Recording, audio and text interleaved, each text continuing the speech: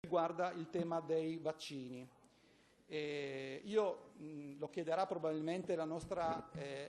relatrice, reputo opportuno il ritiro di entrambi gli emendamenti, sia lo stralcio di entrambi gli emendamenti, sia quello presentato dal consigliere Ciriani sia quello presentato dal consigliere Liva, perché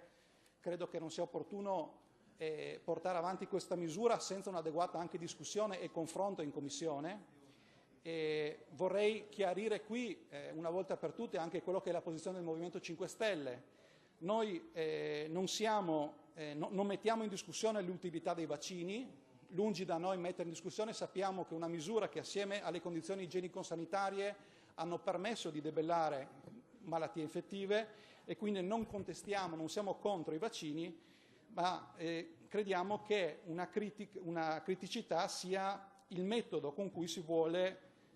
portare avanti l'obbligatorietà, quindi è la legge, in particolar modo quello presentata dal consigliere Ciriani, che porterà, non farà altro che portare a un allontanamento delle persone che già adesso non vogliono vaccinarsi. Prima il consigliere Ciriani diceva sicuramente ci saranno dei contenziosi, ci sarà un muro contro muro, un inasprimento di quello che è il rapporto con queste famiglie,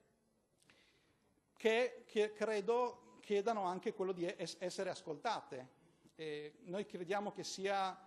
legittimo che ci sia una preoccupazione perché la percentuale di copertura vaccinale si sta abbassando. È una copertura lecita, però dovremmo anche chiederci, secondo me, qual è la strategia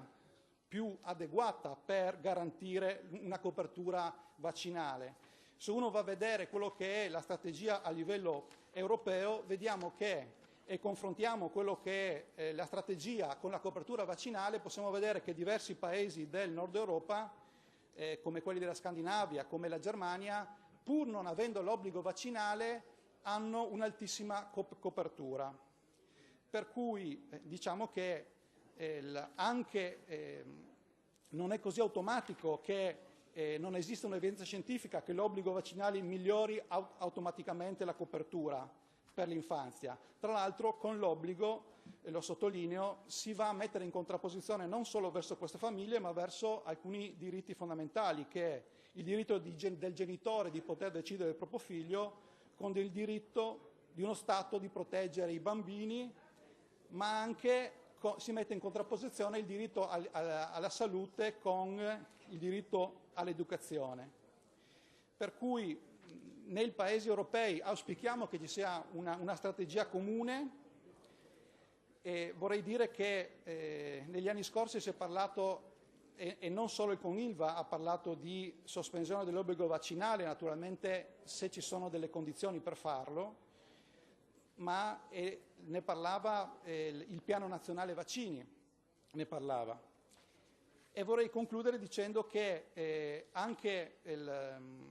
l'obbligatorietà avrebbe sicuramente anche dei problemi pratici, vorrei dire. Sappiamo che l'obbligatorietà è rispetto a 4 vaccini, che sono antidifterite, antipolio, antitetanica, antiepatite B, e che attualmente non sono forniti in forma singola o comunque in forma tetravalente. Per cui c'è stato anche, credo, cioè, fino a quando viene fornito solamente l'esavalente, credo anche ci sia un problema a costringere le persone a sottoporsi a un vaccino dove ci sono 2 vaccini consigliati e quindi non ci sarebbe l'obbligo da parte di queste famiglie a essere vaccinati. Voglio ricordare anche che l'articolo 32 della Costituzione italiana afferma che nessuno può essere obbligato a un determinato trattamento sanitario se non per disposizione di legge, ma la legge non può in nessun caso violare i limiti imposti dal rispetto della persona umana, fatto salvo il TSO, trattamento sanitario obbligatorio, cioè la procedura sanitaria normate con specifiche tutele di legge e possono essere applicate in caso di motivata necessità e urgenza clinica. Quindi